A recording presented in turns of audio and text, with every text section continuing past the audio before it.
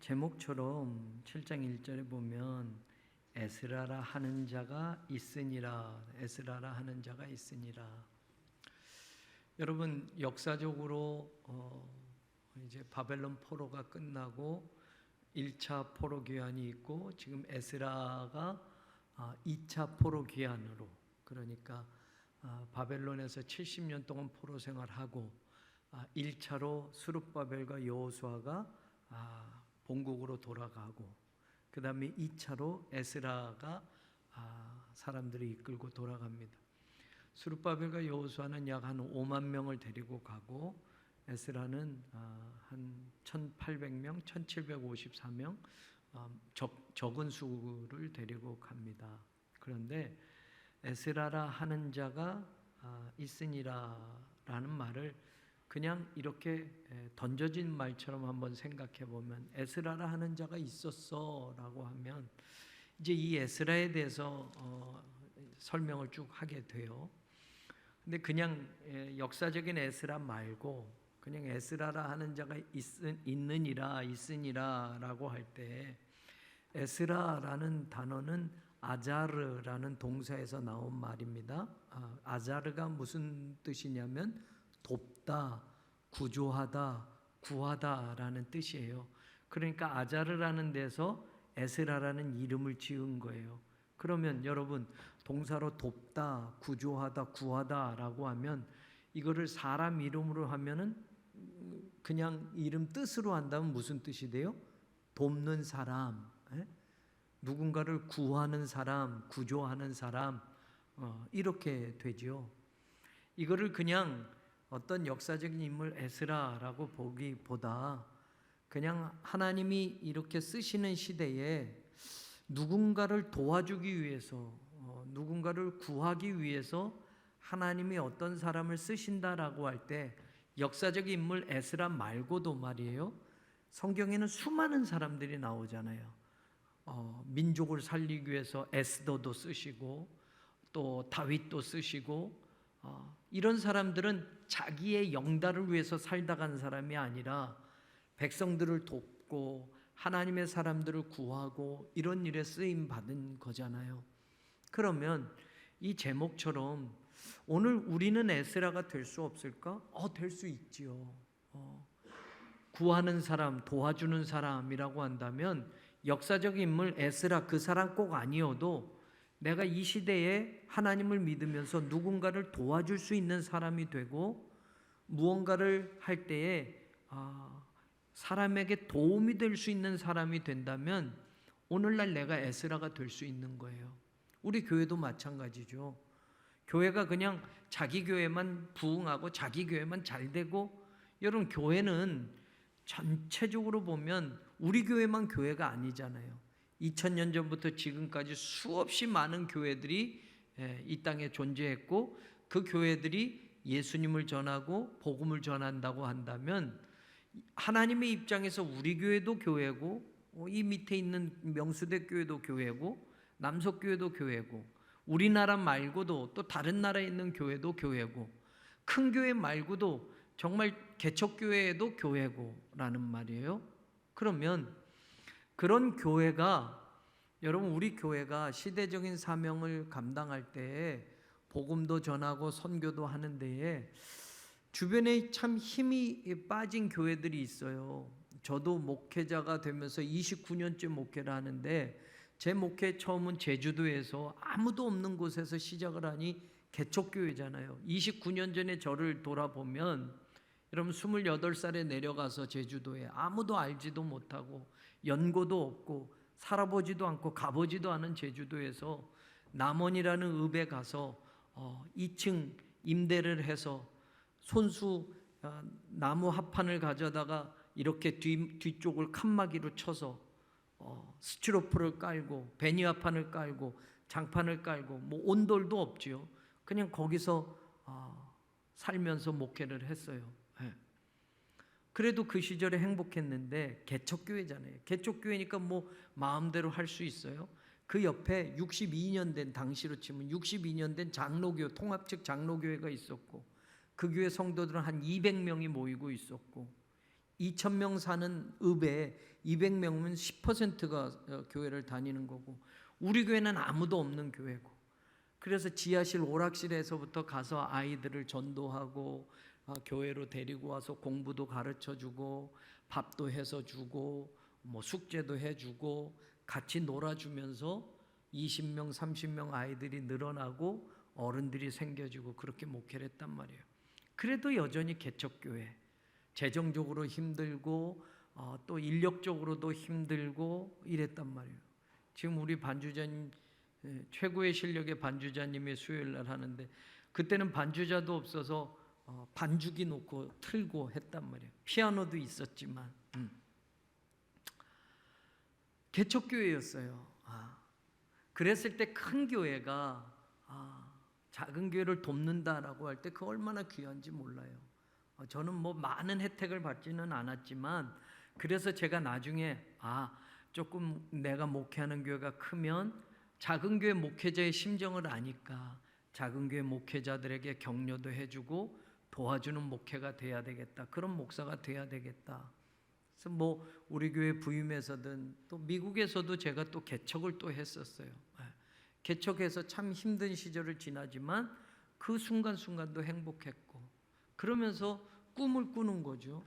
우리 흑석동제교회 부임하고 또 우리 교회가 성전 건축을 하고, 뭐 아주 큰 교회도 아니지만 우리 교회가 선교하는 일에, 작은 교회들을 돕는 일에, 또 주변의 후배 목사들, 어려운 목사들의 이야기를 들으면 나름대로 열심히 조금이라도 도우려고 하는 것이고, 에스라가 있느니라 라고 할 때 돕는 자, 누군가를 구하는 자라는 이 말뜻으로, 단어뜻으로 생각한다면 이 시대의 하나님은 교회를 에스라로 부르실 수도 있단 말이에요.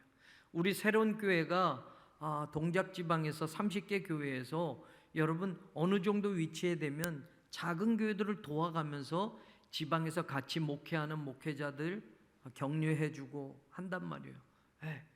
더군다나 또 감리사가 돼서 주변의 작은 교회들을 보니까 더 안타까움도 있어서 어떻게든 도와주려고 하고 우리 교회가 나름대로 돕고 그렇게 한단 말이죠.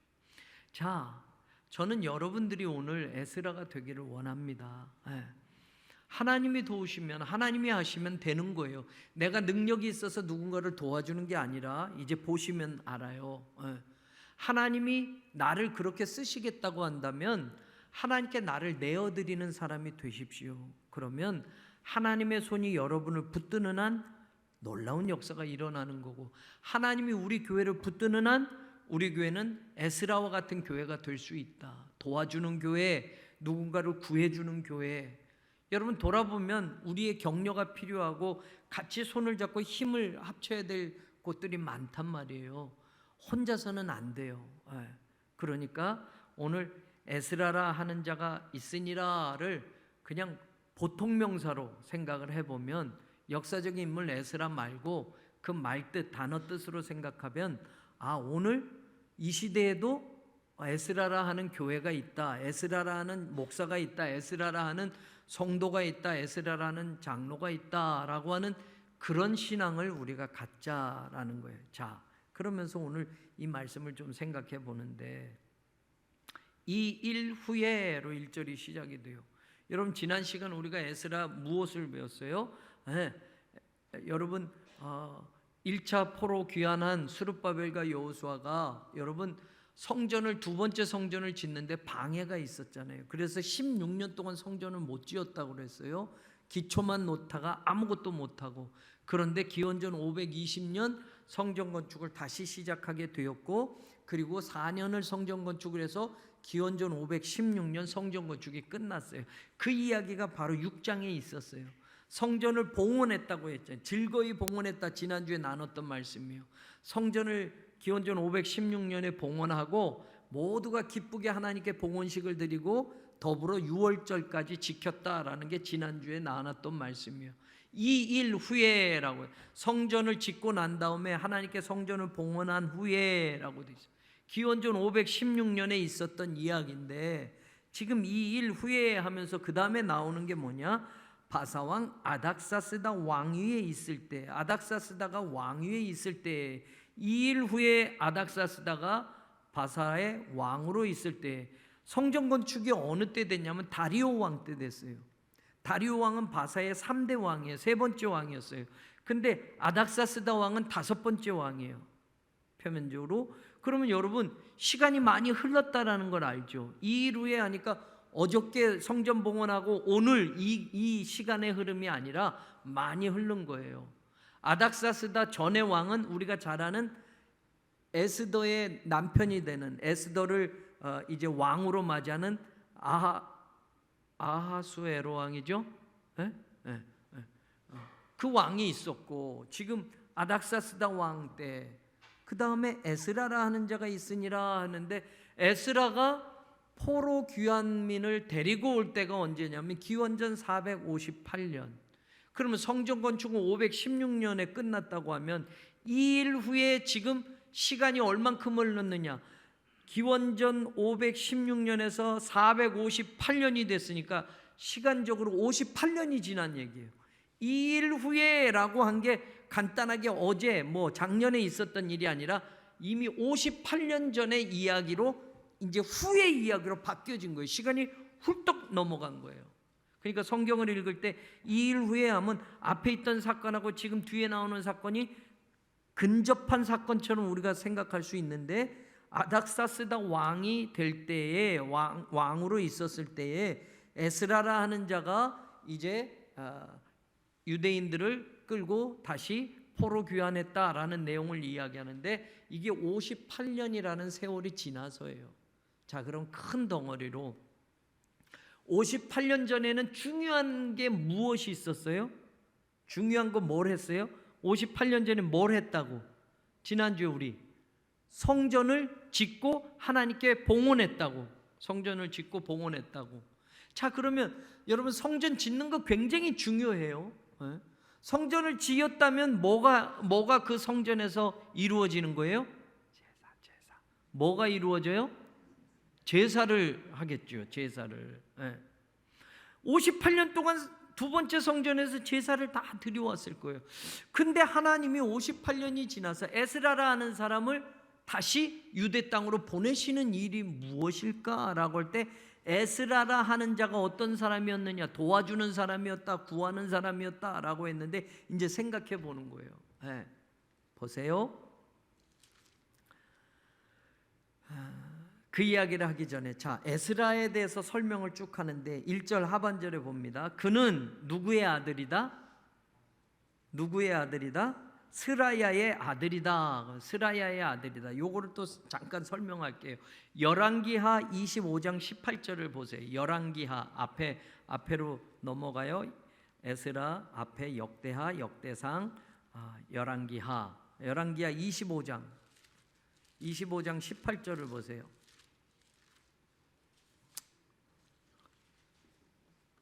(25장 18절) 한번 읽어봐요. 같이 시작. 시위대장이 대제사장 스라야와, 누구를? 스라야. 여기 스라야가 아까 스라야의 아들이요, 에스라를 설명할 때 스라야, 대제사장 스라야와 부제사장 스바냐와 성전 문지기 세 사람을 잡고, 그러면서 또 누구를 잡고 해서 21절 가면 무슨 일이 있었느냐? 바벨론 왕이 하맛 땅 림나에서 다 쳐 죽였더라. 여러분, 이 스라야는 유다가 망할 때, 기원전 586년 시드기야 왕 때 망할 때 대제사장이었어요. 그때 바벨론 군대가 이 대제사장, 부제사장, 또 제사장들을 잡아다가 끌고 가다가 림나에서 다 죽여버린 거예요. 다 죽여버렸어. 그러면 에스라는 누구의 아들이요? 라고 하면 스라야의 아들이라고 그랬어. 그런데 스라야는 어느 때 죽었다고요? 기원전 586년. 그러면 지금 에스라는 기원전 458년에 포로귀환을 데리고 왔으니 지금 스라야와 에스라의 시간 연대 차이는 130년 정도가 된 거예요. 근데 어떻게 아들이 돼? 안 되죠. 이 아들이라는 단어는 히브리어에서 벤이라고 해요. 벤은 아들도 되고 손자도 되고 자손도 되고, 뜻이 그렇게 해석하는 거예요. 그러니까 여기서는 우리가 아들 하면 그냥 아버지와 아들 사이로 생각하는데, 히브리어에서는 구약 시대 때는 누구의 아들이다, 누구의 손자다, 누구의 증손이다 할 때 다 똑같은 단어, 벤이라는 단어를 쓰는 거예요. 그러니까 스라야는 아버지가 아니에요. 에스라의 130년 전 할아버지예요. 할아버지의 할아버지란 말이에요. 그런데 그냥 그 자손이다 라고 할 때 아들이란 표현을 쓰는데 우리말로는 그냥 이렇게 아들이라고 번역을 한 거예요. 그러니까 스라야는 대제사장이었다라는 거고, 아사랴 손자요 힐기야도 우리가 아는 대로, 여러분 힐기야를 한번 찾아보시는데 역대하를 찾으세요. 열왕기하도 있지만 역대하 34장 14절, 역대하 34장 14절, 여기 에스라 앞에 역대하 34장 14절을 한번 보세요. 역대하 34장 14절.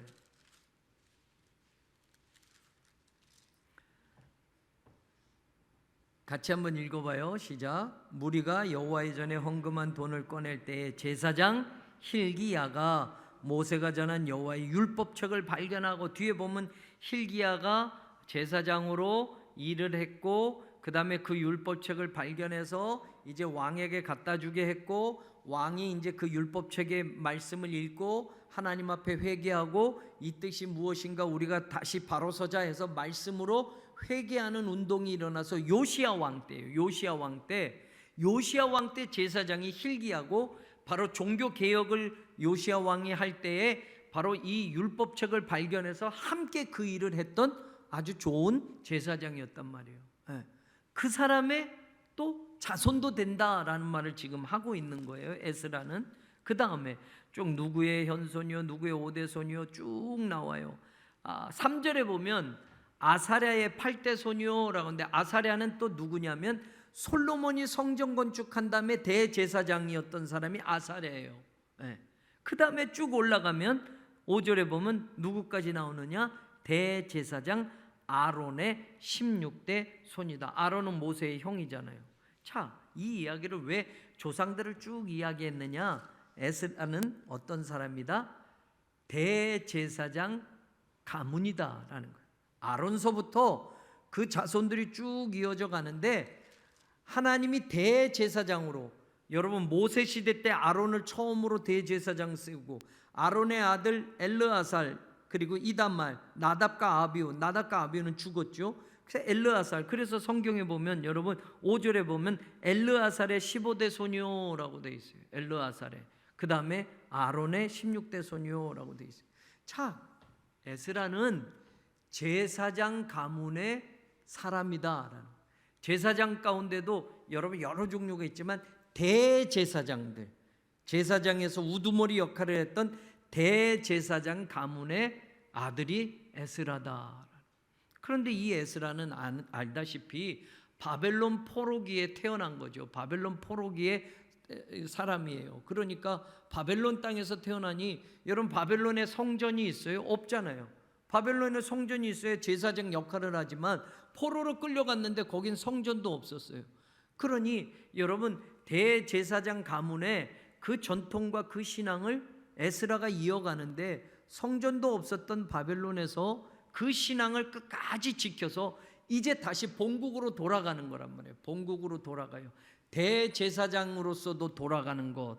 여러분 제사장 하면 제일 중요한 일이 뭐예요? 제사장이 하는 일이 예배 드리는 일을 제사장이 주관하잖아요. 대제사장 하면 예배예요. 예배. 성전이 지어졌으니까. 그런데 여러분 오늘 이 에스라를 대제사장 가문의 후손이요 라고만 하고 끝나는 게 아니라 6절에 보면 이제 이 에스라에 대해서 이야기를 해요. 보면 어떻게 이야기합니까? 에스라가 바벨론에서 올라왔으니 그는 이스라엘의 하나님 여호와께서 주신 모세의 율법에 뭐하다? 익숙한 뭐다? 학자다. 학자다. 이런 분들이 있어요. 목사님이면서 교수님인 사람도 있죠. 목사님이면서 박사님인 사람도 있어요. 그래서 학교에서 가르치기도 하고 교회에서는 목사님 하는 분도 있어요. 대제사장이 다 학자는 아니에요. 학자는 아니에요. 하나님의 말씀을 연구하는 서기관들도 있고 하나님의 말씀을 연구하는 사람들이 또 있어요. 대제사장들, 제사장들은 예배 드리는 일, 제사 드리는 일에 관심을 두고 있고, 그런데 에스라는 대제사장의 가문의 후손일 뿐만 아니라 이 사람은 또 특별히 무언가를 더 하고 있는데 뭐냐? 모세의 율법에 익숙한 학자다. 학자라는 말을 쓰고 있어요. 근데 여러분, 익숙하다라는 이 단어가 형용사인데 이 형용사가 동사 어디서 나왔냐면 빠르다라는 동사에서 나왔어요. 빠르다. 그래서 익숙한 하면 그냥 문자 그대로는 빠른이라는 거예요. 여러분, 우리나라 텔레비전에 달인이라는 거 있어요. 뭘 음식을 만들어도 한 가지만 계속 하는 사람은 막 슉 던져도 빨리 해도 보통 사람은 느릿느릿 하는데 그 사람은 빨리 정확하게 하잖아요. 그게 왜 그렇게 되는 거예요? 그 일을 계속해서 어떻게 됐다? 익숙해졌기 때문에 그런 거예요. 그러니까 익숙하다라는 말과 빠르다라는 말을 의미적으로 가만히 생각해본 왜 빠를까? 익숙하기 때문에 빨라요. 익숙하기 때문에. 익숙하려면 어떻게 돼요? 그냥 익숙해져요? 그만큼 노력을 하고 그만큼 연습을 하고 그만큼 많이 시간을 들여야 익숙해지고, 익숙해지기 시작하면 빠르게 되는 거예요. 빠르게 되는 거예요.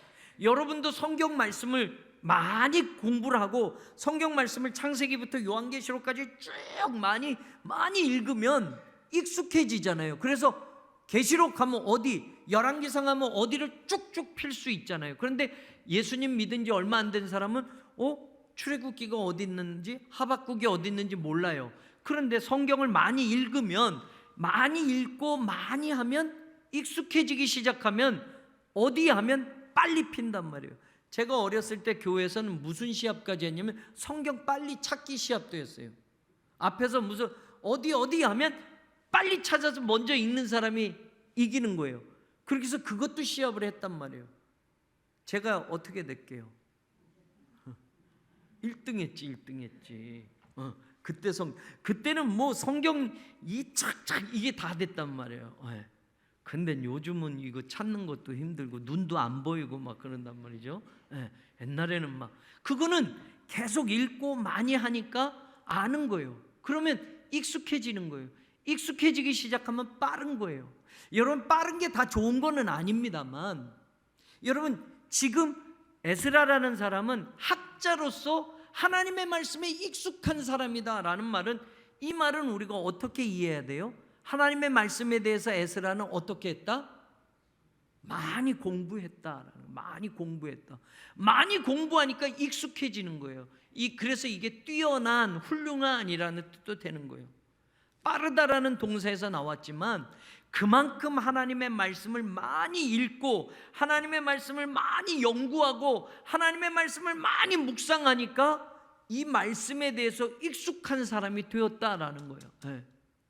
여러분, 목사만이 아니라 성도들도 마찬가지예요. 요즘은 앞에 화면을 다 보여주니까 성경책을 안 갖고 다니는 것도 많아요. 왜냐하면 신구약하고 거기다가 찬송가까지 붙으면 무거워. 그러니까 가방은 앞에다가 딱 여기는 내 자리 하고 딱 붙여놓기도 하고, 집에서 읽는 성경 따로 읽고 교회에서 보는 성경 따로 읽고, 교회 갈 때는 빈손으로 가고, 아니면 요즘은 다 핸드폰에 있으니까 핸드폰만 가지고 다니고, 어른들은 그래도 하지만 요즘 젊은 애들, 학생부 이런 성경책을 안 갖고 다녀요. 그냥 핸드폰만 보면 거기에 성경 찬송을 다 꺼내서 할 수 있으니까. 목사인 저도 어떤 때는 성경책을 그것만 들고 다니기 힘들면, 여러분 목사들 모임에서는 스마트폰 갖고 가서 그것만 볼 때도 있단 말이에요. 그러니까 하나님의 말씀에 익숙한 학자였다라는 말은 우리가 한번 심도 있게 생각을 해봐야 되겠다라는 거예요.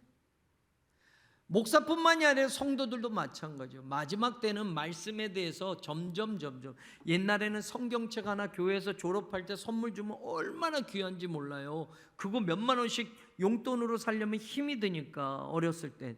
교회에서 성경책 주면 그게 달코달코 읽는단 말이에요. 학생부 때까지.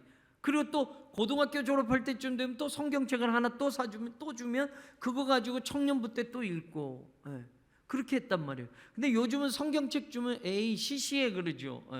성경책이 너무 흔해 빠져서 교회도 굴러다니는 게 성경책이고 집에도 굴러다니는 게 성경책이고, 그러니까 성경책이 흔해 빠졌어요. 흔해 빠져서. 옛날에는 성경책 하나 갖기도 너무 힘들었단 말이에요. 예. 근데 이제 너무 흔해 빠졌고 그냥 안 사도, 비싸긴 비싸지만 안 사도 교회에서 자꾸 주니까 그 귀함을 몰라요. 여러분, 불과 성경책이 우리 손에 들어온 건 여러분 500년밖에 안 되는 거예요. 그 이전에 성경책을 갖지도 못했어요. 평신도들은. 성경이 번역이 되니까 일반 사람들이 가지, 옛날에는 여러분 라틴어로, 고대어로 다 돼 있으니까 일반 사람은 성경을 읽지도 못하고, 옛날에는 다 필사를 하니까 성경이 얼마나 비싸겠어요. 구텐베르크에 의해서 인쇄술이 발달되니까 그 다음에 성경을 막 찍어내는 거고, 독일어로 번역이 되고 막 각 나라로 번역이 되니까 성경이 인쇄술이 개발되니까 쫙쫙쫙 성경이 막 만들어지는 거예요. 옛날에는 일일이 사람이 다 써서 성경책이 이렇게 전해져서 그 성경책 하나 갖는 것도 일반 사람은 상상할 수도 없고, 귀족이나 아주 부자들이나 돈을 엄청나게 주고 성경책을 갖기도 했는데, 여러분 지금은 성경책이 너무 흔해 빠졌어. 그런데 그 말씀의 가치가 흔해 빠졌느냐? 아닌데 말이에요. 그 말씀은 정말 그때나 지금이나 귀한데, 여러분 성경책이 흔해 빠지니까 그냥 집에서 굴러다니는 책 중에 하나로, 그래서 안 읽는단 말이죠. 익숙해져야 돼요, 성도들이. 그래서 우리가 지금 여러분 전교인 성경 읽기 하잖아요. 가장 기본인 것 같고 귀찮은 것 같고 하지만 여러분 꾸준히 성경을 읽는 거죠. 예전엔 성경책만 읽는데 이제는 우리가 듣고 보고 하면서 같이 읽어가면서 매일매일 좀 묵상을 해보자라는 거예요. 에스라는 성경에 익숙한 사람, 하나님의 말씀에 익숙하기까지는 많이 노력을 했고 많이 공부를 했다라는 걸 알고 있어요. 자, 그 다음에 6절에 또 보면 익숙한 학자라고 이야기하고 그 다음에 나오는 말이 뭐냐? 그의 하나님 여호와의 도우심을 입음으로 왕에게 구하는 것은 다 받는 자다. 아닥사스다 왕에게 왕이여 이것 좀 해주세요, 저것 좀 해주세요. 그러면 왕이 무조건 에스라를 도와줬다라는 거예요. 이제 앞으로 어떤 일들이 있었는지를 하면 우리가 알게 되는데, 왕에게 도움을 구하는 건 왕이 다 도와줬대요. 우리는 이걸 잘못 착각하면 안 돼요. 우선순위가 뭐냐라고 할 때 성경은 왕에게 구하는 건 다 받았다라고 하는데, 그 앞에 뭐가 나왔어요? 그의 하나님 여호와의 도우심을 입음으로. 영어 성경에 because, 이유가 나와요. 무엇 때문에 이렇게 되었다라는 거예요. 왕의 도움을 다 받았다라는, 왕이 좋아서 왕에게 잘해서 받았다가 아니라 이유는 뭐냐? 하나님이 도와주시기 때문에 그랬다라는 거예요.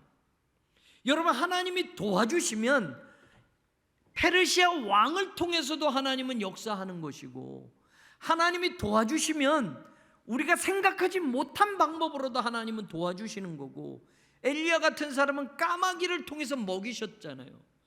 당시에 가난했던 과부를 통해서 하나님이 먹이셨잖아요. 하나님이 도와주시면 상상할 수 없는 방법, 상상할 수 없는 누군가, 우리가 전혀 생각할 수도 없는 그 일을 하나님이 도와주신다면 그 능력이 어떻게든 우리의 삶 속에 나타나질 수 있다라는 걸 오늘 에스라를 통해서 우리가 다시 한번 보게 되는 거예요. 그런데 우리말로는 여호와의 도우심을 입음으로라고 돼 있는데, 히브리어 성경 그대로 번역하고 영어는 이거를 그대로 영어 성경에 번역했어요. 뭐냐? 하나님의 손이 그의 위에 있음으로라는 뜻이에요. 이거를 의역한 거예요. 하나님이 도와주심으로라고 돼 있는데, 문자적으로 이야기하면 하나님의 손이 에스라의 위에 있었기 때문에라는 거예요. 하나님의 손이. 이거 중요한 거예요. 여러분, 하나님의 손이 여러분 위에 있기만 한다면 여러분은 지금 에스라처럼 아닥사스다 왕에게 통해서 모든 걸 다 공급받을 수 있는 것처럼, 하나님의 손이 우리 교회에 있는다면, 하나님의 손이 여러분의 가정 위에 있는다면, 하나님의 손이 여러분의 회사, 여러분의 기업 위에 있기만 한다면 하나님의 능력이 함께 한다는 걸 믿으시기를 바라요. 우린 이걸 구해야지 사람 누구를 찾아갈까? 왕을 누구를 찾아갈까? 대통령 누구를 세울까? 국회의원이 누구가 될까? 그 사람이 나를 도와줘야지. 그 사람하고 줄을 대서 누구 아는 사람 없어요? 세상 사람들은 그렇게 하지만 우리는 순서가 바뀌어져야 돼요. 우리는 어떻게 한다고요? 하나님의 손이 내 위에 머물러 있기를 원합니다. 하나님의 손이 나를 덮어주시기를 원합니다. 하나님의 손이 우리 자식을 붙들어 주기를 원합니다. 하나님의 손이 우리 가정을 붙들어 주기를 원합니다. 하나님의 손이 우리 교회를 붙들어 주시기를 원합니다. 하나님의 손이 우리를 떠나지 않으면 어떠한 방법으로든지 하나님은 역사하시고 그 능력을 베푸신다는 걸 우리가 믿을 수 있기를 원합니다. 그거예요. 그러니까 우리가 잘 보이는 건 사람이 아니에요. 대통령에게 아니에요. 누군가에게가 아니에요. 우리는 여전히 하나님 앞에 호소하고 하나님을 부르짖고 하나님께 구하면 하나님의 손이 우리 위에 있게 되고 그 손이 임씀과 더불어 하나님의 능력이 우리에게 나타나진다는 걸 저와 여러분 믿을 수 있기를 바랍니다. 그러기 위해서 여러분 사무엘상 7장 13절을 한번 보세요. 사무엘상 7장 13절.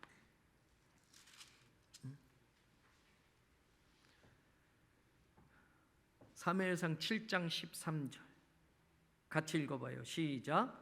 이에 블레셋 사람들이 굴복하여 다시는 이스라엘 지역 안에 들어오지 못하였으며 여호와의 손이 사무엘이 사는 날 동안에 블레셋 사람을 막으심에 어떻게 됐다? 그 다음에 14절. 블레셋 사람들이 이스라엘에게서 빼앗았던 성읍이 에그론부터 가드까지 이스라엘에게 어떻게 됐다? 회복되니 이스라엘의 그 사방 지역을 블레셋 사람들의 손에서 도로 찾았고 또 이스라엘과 아모리 사람 사이에 뭐가 있었다? 평화가. 어떻게 되니까? 하나님의 손이 막아주시니까, 하나님의 손이 이스라엘을 붙들어 주시니까 회복이 되고 뺏겼던 걸 다시 찾게 되고 전쟁 속에서 불안했던 그들이 여러분 평화가 오게 되었다. 그러면 어떻게 했길래? 앞에 보면 그 유명한 미스바로 모이라라는 게 나와요.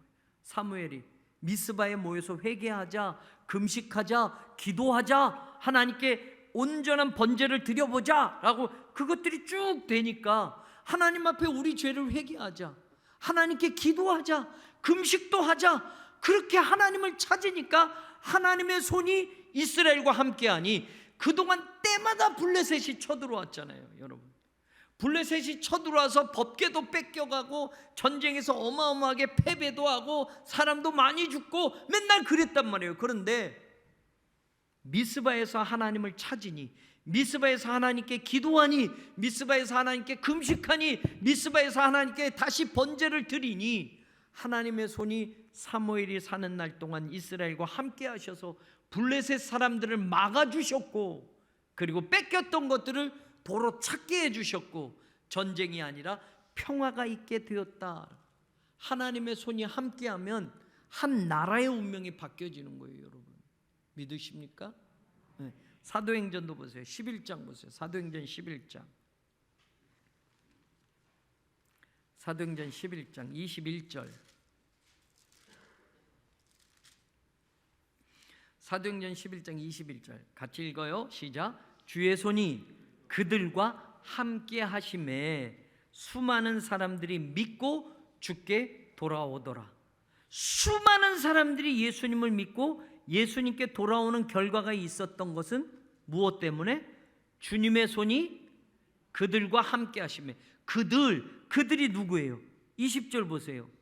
그 중에 구브로 구레네 몇 사람이 안디옥에 이르러 헬라인에게도 말하여 주 예수를 전파하니, 주의 손이 그들은 몇 사람, 안디옥에 와서 복음 전하는 몇 사람은 10명 이상이 아니에요.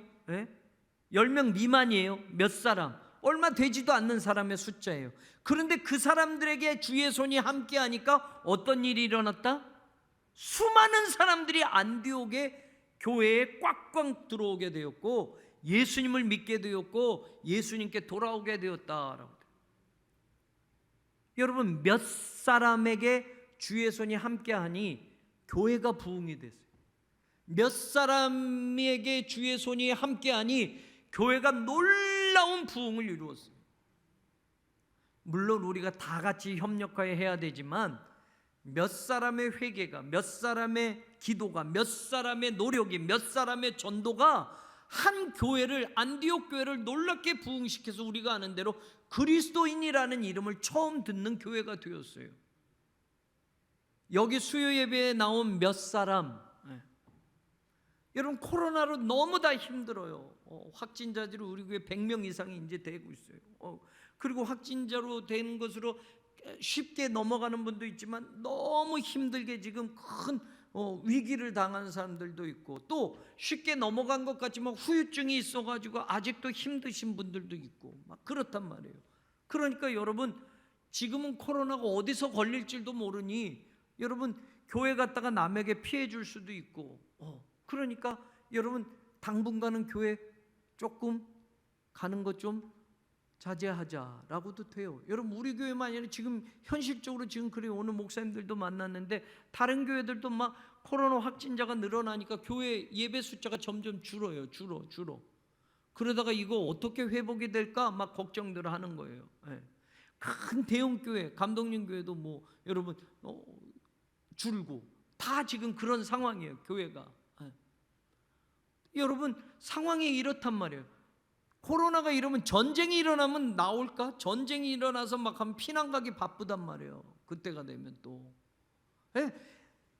우리의 인생 속에 여러 가지 일들이 있겠지만 여러분 안디옥에 몇 사람이 가서 복음을 전했는데 그 몇 사람의 주의 손이 함께 하니까, 몇 사람에게도 함께 하니까 결과는 수많은 사람들이 예수님을 믿기로 돌아오고 안디옥 교회가 큰 부흥을 이루었다.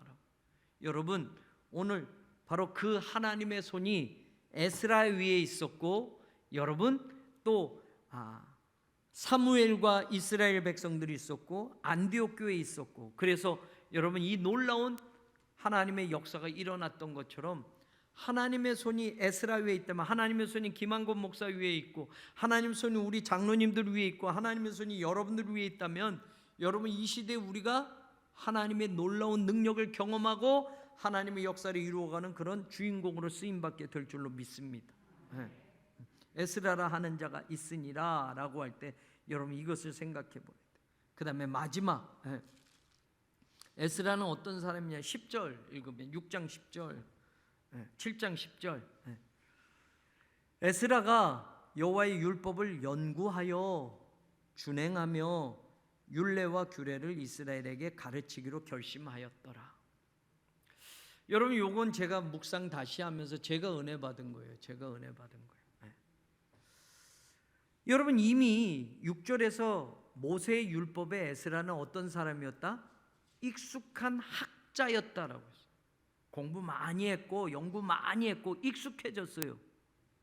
그런데 10절에 와서 보면 9절도 보면 이제 포로민들이었던 이스라엘 백성들을, 유다 백성들을 끌고 4개월이 걸쳐서 바벨론에서 이스라엘로 여러분 1500km 되는 그 먼 거리를 4개월 동안 걸어서 가요. 그런데 10절에 우리말로는 번역이 안 돼 있어요. 이유를 얘기하는 거예요. 그 사람들을 데리고 4개월에 걸쳐서 그 황량한 길을 넉 달 동안을 걸어서 1500km를 걸어서 지금 이스라엘 땅에 왔는데 10절에 처음 나오는 단어가 키, 왜냐하면이라는, 이유가 뭐냐라고 할 때 여기 10절이 나오는 거예요. 에스라가 여호와의 율법을 연구하여 준행하면서 율례와 규례를 이스라엘에게 가르치기로 결심하였기 때문이다. 이렇게 번역해야 돼요.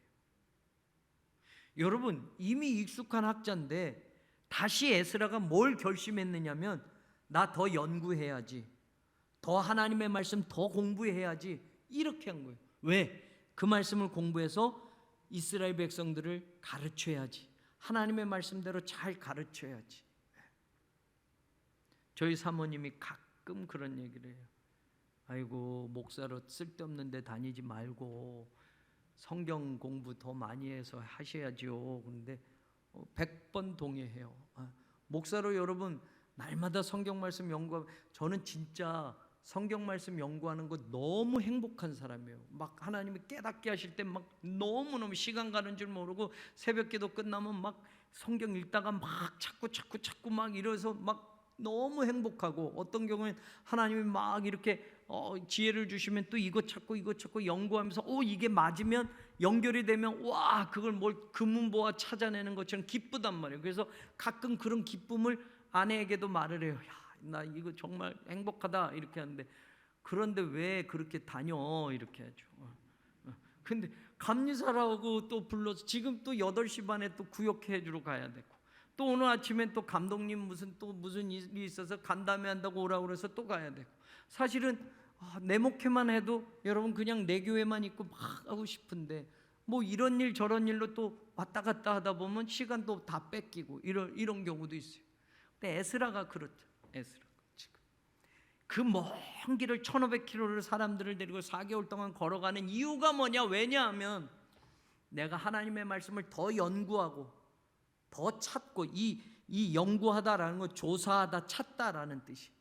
그러니까 여러분, 이미 하나님의 말씀이 익숙해서 많이 배운 학자인데도 계속 찾는 거예요. 계속 찾는 거. 예. 이어령 선생님이 얼마 전에 돌아가셨어요.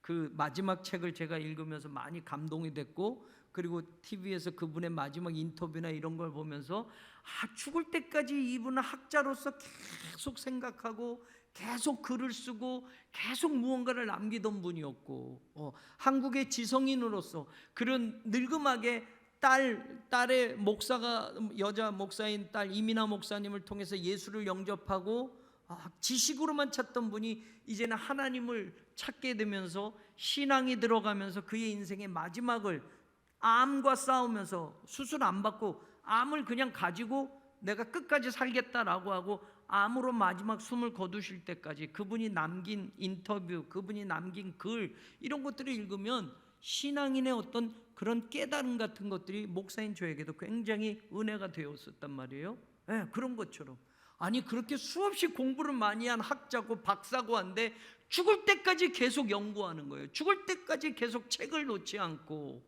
그러니까 제가 이 말씀을 하면서 저에게도 하나님 앞에 회개하고, 그래, 에스라도 율법에 익숙한 이미 학자야, 뭐 박사의 박사고 그것만 가지고도 계속 가르쳐서 살 수가 있는데 하나님의 말씀을 또 찾겠다라는 거예요.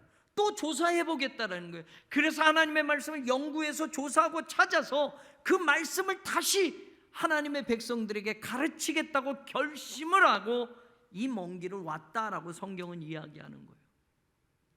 여러분의 목사가 그런 목사가 되도록 기도해 주시기를 바라고, 여러분 또한 마찬가지, 목사님만 성경 연구하는 게 아니라 성도들도 열심히 성경을 보고 하나님의 말씀 속에 지혜를 캐내고, 그래서 그 말씀을 에스라처럼 연구만 하고 끝나는 게 아니라, 머릿속에 담고만 끝나는 게 아니라 어떻게 했다? 준행하며 자기가 찾은 말씀, 자기가 깨달은 말씀을 가지고 자기가 직접 살아보겠다라는 거예요. 그렇게 살아보고 그 다음에 성도들에게, 이스라엘 백성들에게 가르치기로 결심하였다라고.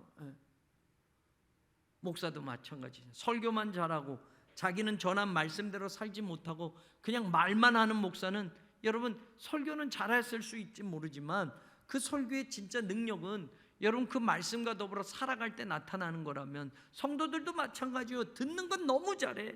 수십 년 교회 다니니까 설교만 들어도 저분 설교 잘하네 못하네, 소리가 어떠네, 뭐 이렇게 할 수 있어요. 그런데 소리만 듣고 이 머리만 키우고 귀만 키우는 게 아니라 어떤 말씀이든지 담아가지고 그 말씀을 가지고 준행하는 것, 실천하는 삶으로 연결이 돼야 그것이 하나님의 말씀이 내 것이 된다라는 걸 오늘 에스라의 마지막 말씀을 통해서 저와 여러분이 한번 깨닫고 그 삶을 살아가기를 주님의 이름으로 간절히 축원합니다. 에스라라 하는 자가 있었더라 라는 이 말이, 오늘 그 에스라는 제가 될 수 있고 여러분이 될 수 있고 우리 교회가 될 수 있다. 이것을 다시 한번 하나님 앞에 묵상하며 에스라의 이 모습이 오늘 우리의 신앙의 자리에서 이어져 가기를 주님의 이름으로 간절히 축원합니다.